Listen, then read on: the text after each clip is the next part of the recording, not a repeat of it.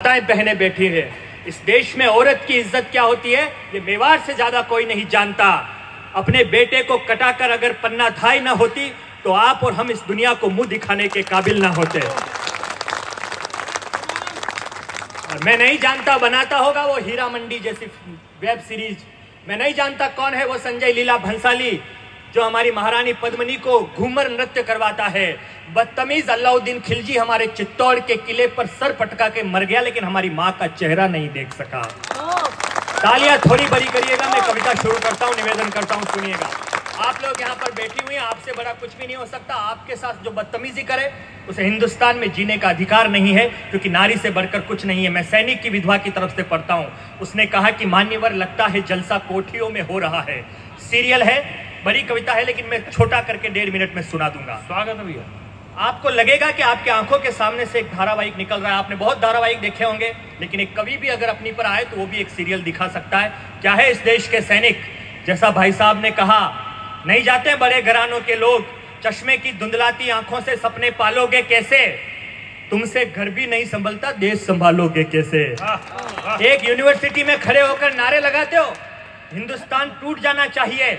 आपके कवि सिद्धार्थ देवल ने लिखा है, चश्मे की धुंधलाती आंखों से सपने पालोगे कैसे, हम इनकम टैक्स का पैसा देते तब तुम यूनिवर्सिटी में पढ़ते हो और फिर हमारे सैनिकों को गाली देते हो। तो कवि तो बोलेगा, चाहे उसे 4 लोग ही सुने, वो अपनी जिम्मेदारी निभाएगा। निवेदन करता हूं, चश्मे की धुंधलाती आंखों से सपने पालोगे कैसे, तुमसे घर भी नहीं संभलता देश संभालोगे कैसे। अरे मेरे यार अनुज, तुम कभी देश पर मान करो, इतिहास हमारा कैसा था ये जरा बैठकर ध्यान करो।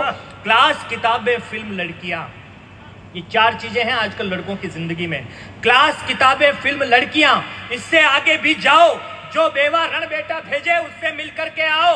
एक कैरियर बन जाने पर इतना नहीं तना करते हैं, दारू सिगरेटों को पीकर जश्न नहीं मना करते हैं। फूहड़ गाने फास्ट फूड पर शाम बिताने वालों सुन लो, बर्गर पिज्जा खाने वाले सैनिक नहीं बना करते हैं।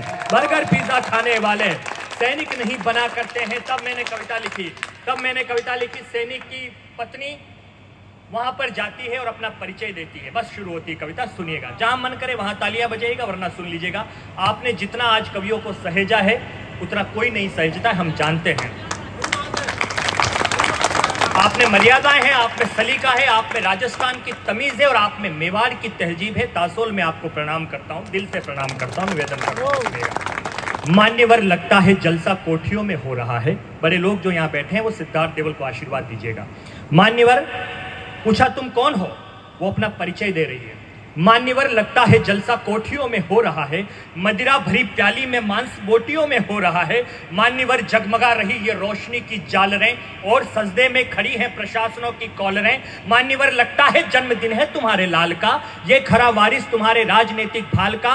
उत्सव में अभिवादन स्वीकार कीजिए, सैनिकों के परिजनों की बधाइयां लीजिए।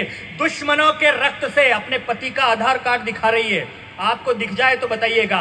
दुश्मनों के रक्त से करता रहा जो स्नान है, वो तनी मूछें बनी जिसकी अमर पहचान है। मातृभू पर प्रेम को करता रहा कुर्बान है, उस वीर की पत्नी हूं जो इस देश का अभिमान है। उस वीर की पत्नी हूं जो इस देश का अभिमान है। वृद्ध हैं ससुर मेरे, मैं सैल्यूट करता हूं आप जिस आत्मीयता से सुन रही हैं। वृद्ध हैं ससुर मेरा और सास भी बीमार है।